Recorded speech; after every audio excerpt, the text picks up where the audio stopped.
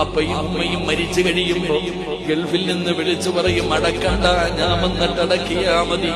മണിക്കൂറുകൾ ആ പാവങ്ങളെ വെച്ചിട്ട് എന്റെ പ്രിയപ്പെട്ടവരെ വന്ന നാട്ടുകാരുടെ മുമ്പിൽ ഷോ കാണിച്ച് കരഞ്ഞു വിളിച്ചിട്ട് പള്ളിയിൽ കൊണ്ടുവന്ന് കബറടക്കിയിട്ട് ഉസ്താദന്മാരുടെ മുമ്പിൽ ഷോ കാണിക്കുന്ന ഒരുപാട് മക്കളുണ്ട്.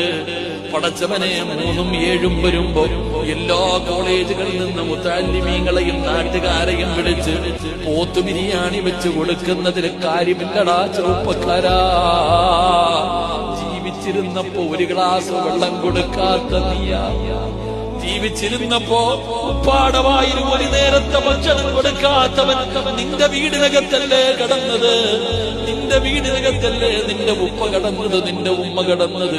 ജീവിച്ചിരുന്നപ്പോ നിന്റെ കൈ കൊണ്ട് ഒരു നേരത്തെ അന്നം കൊടുക്കാത്ത നീ, ഇത്തിരി വെള്ളം കൊടുക്കാത്ത നീ, പടച്ചവനെ ആയിരക്കണക്കിന് പേർക്ക് ഫുഡ് വെച്ചു കൊടുത്തിട്ട് എന്ത് കിട്ടാനാ സഹോദരാ?